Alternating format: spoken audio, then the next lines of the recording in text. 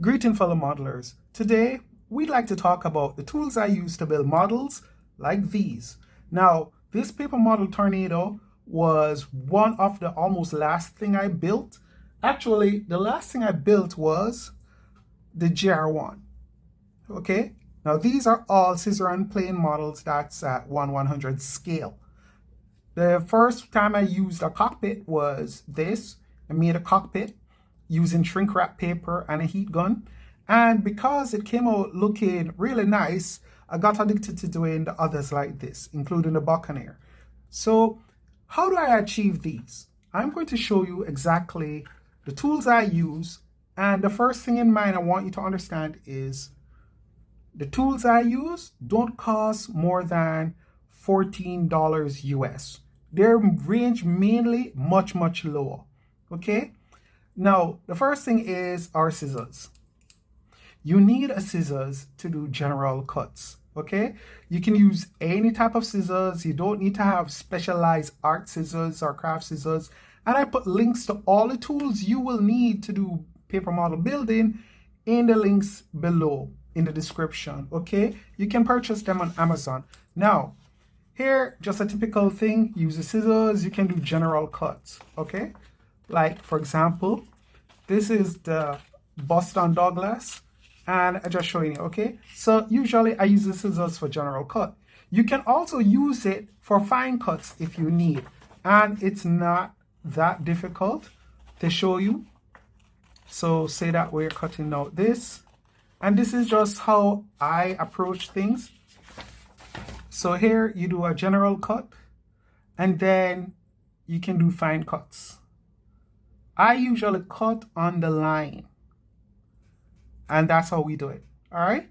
Now, using this example, we're now going to go, how do we get the straight edge cut properly?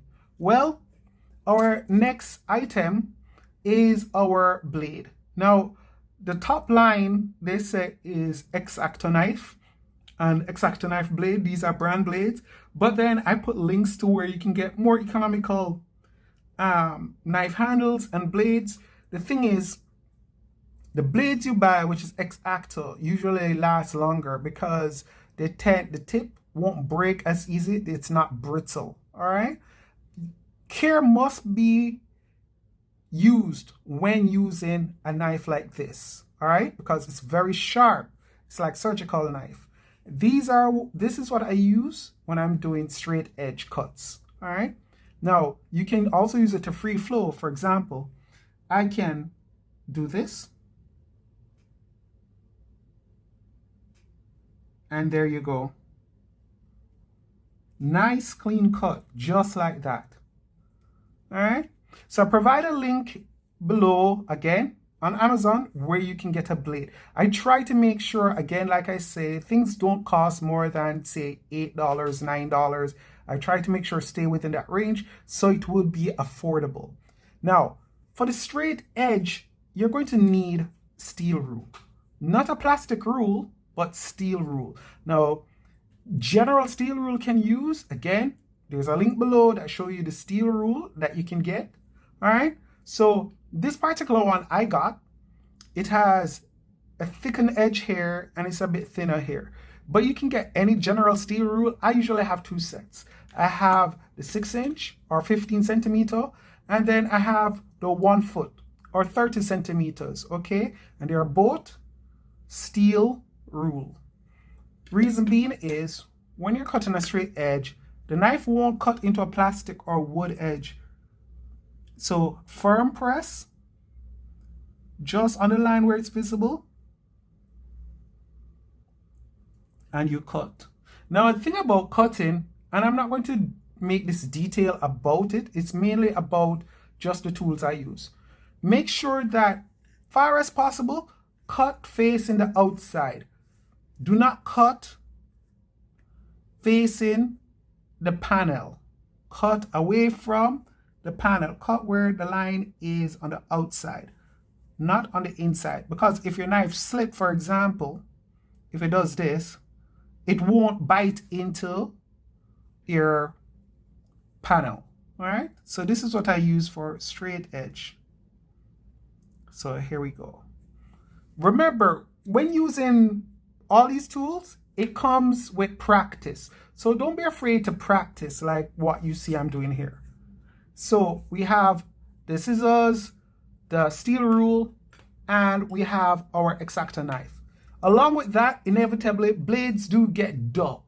And below again, in the description, you'll see it. I have purchased blades, spare blades. And these are my spare blades, as you can see. And they come in packs of 5 or 10 or however. So you get spare blades and put aside. My rule is, just for me, I build 1 blade per model. Okay? Sometimes I forget, and then the model will remind me by having dull cuts. But usually for me, it is 1 blade per model. Now that we have done all of that, let's get to my favorite tool of them all, tweezers. Now, the tweezers I have linked, they are very cheap, but it will be necessary.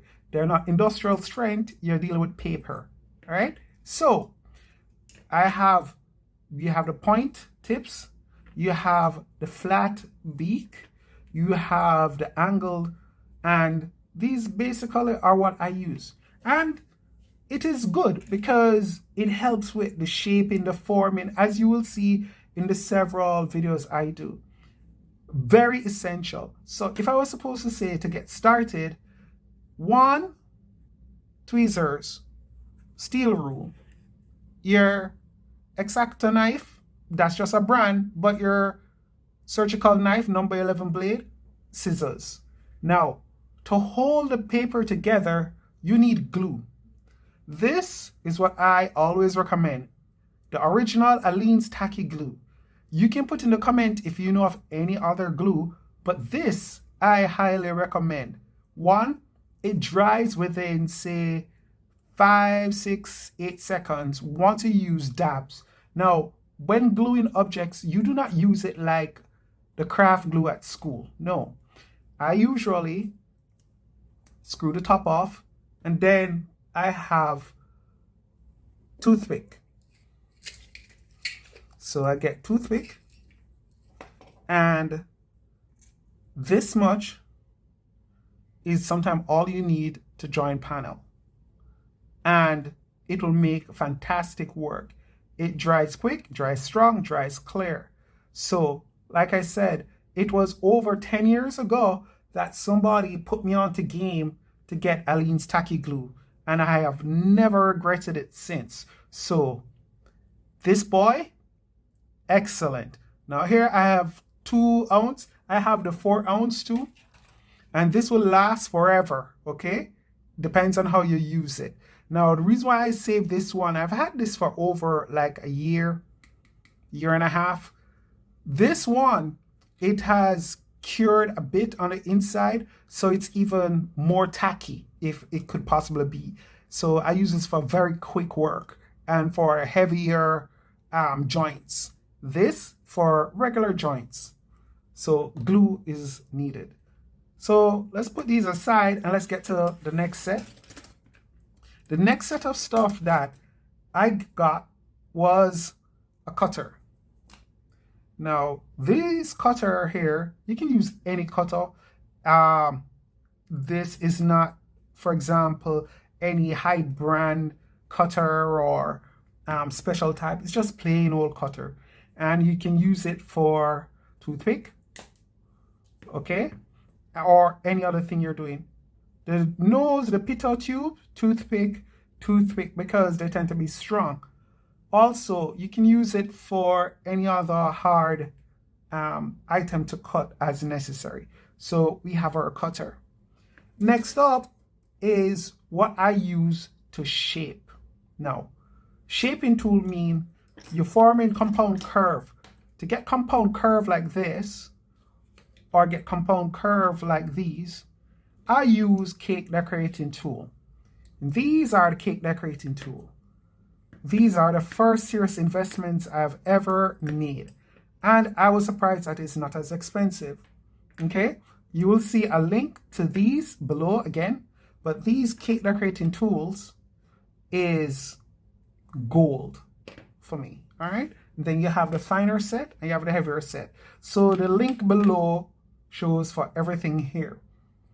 Now, how it works is, say that you're putting a compound curve on this, and we cut it out here. Just a quick cut, nothing fancy.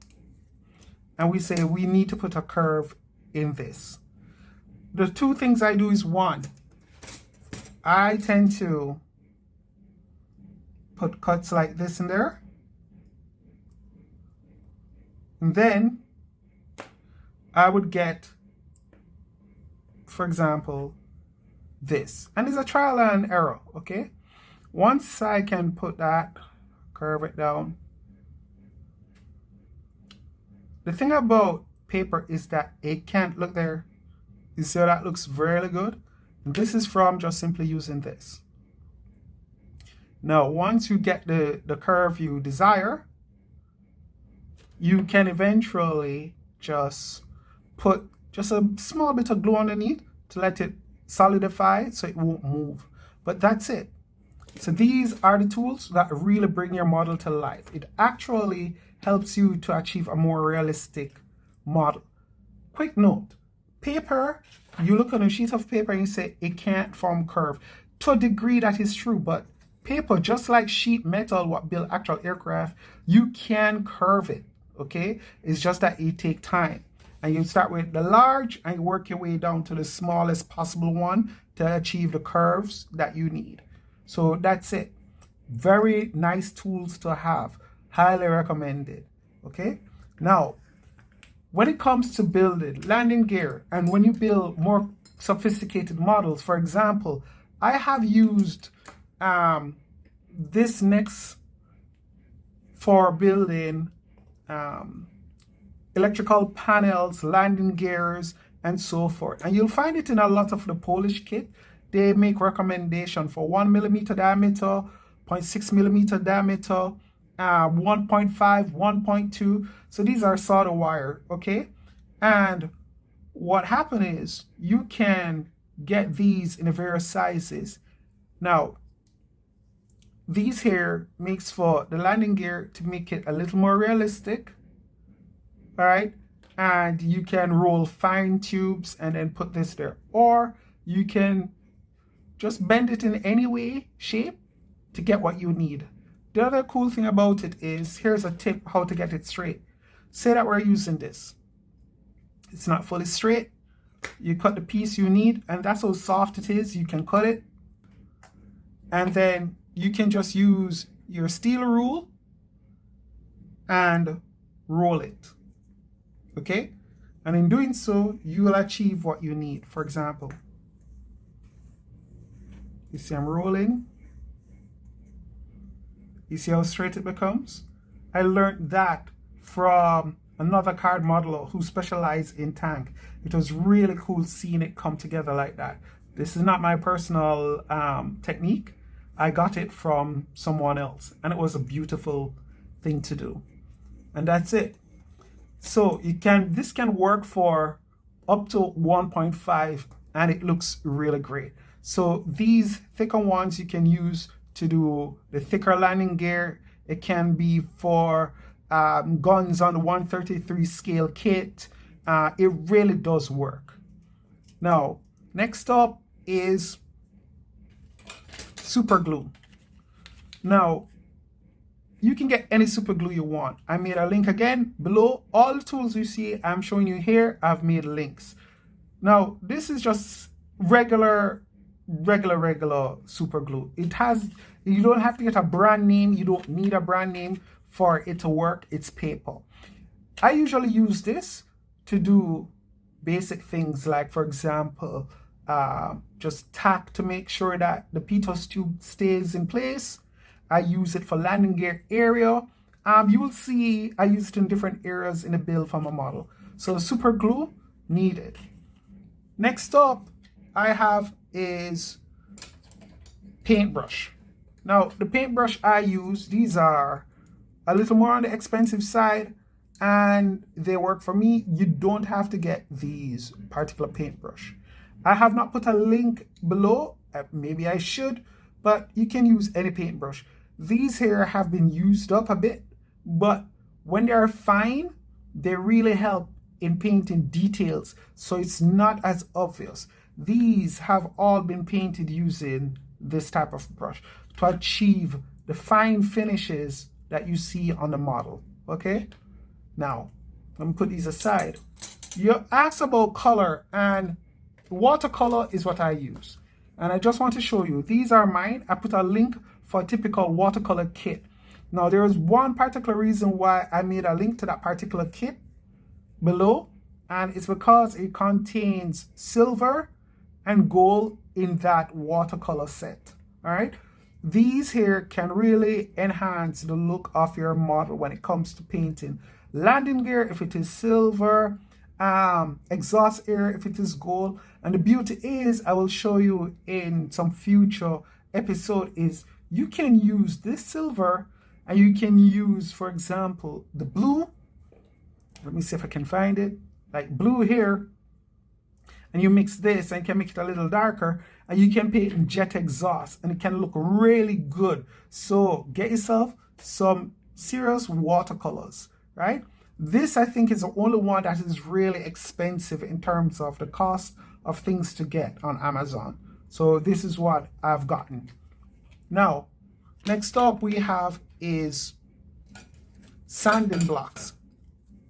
Any regular store, I have not made a link to Amazon about it, but any regular store, you can get this and it works. You need this for, you can use it to smoothen this. You can use it to smoothen moldings, anything. So it's necessary, trust me. Especially when it's time for you to go into more serious models, you're going to find that you need this. So that's it for that. So basically, I've just shown you the model kits that I've built using the tools, and I've shown you the tools. These are the basic tools that you need. You don't have to go overboard. You can start, like I said at the beginning, scissors, knife, tweezers, glue, ruler.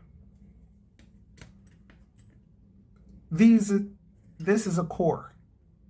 You have this and you're good to go. Everything else you can grow with time. So in the link below, just look for these and you have yourself set, and then you can work your way up from there. Now, the last thing that I'm cagey about touching, I could not find it when I went on Amazon, and maybe there is a substitute, you can let me know so I can provide a link for others, is the varnish. So let me explain. This here can be like a form of cheating if you need models. The paper models will come out looking really good, all right, once you build them properly. But to seal it so that it won't eventually, from exposure to water and light and so forth, these are used to seal your models, all right? So to seal it, the first thing I do is, they're all printed on inkjet paper. That's one of the things I need to let you know. This is inkjet paper. And the first thing I do is use matte varnish. This is covered with Chinese writing, but this is matte oil varnish. Okay, so I use matte oil varnish and coat it. So it seals it and we're good to go.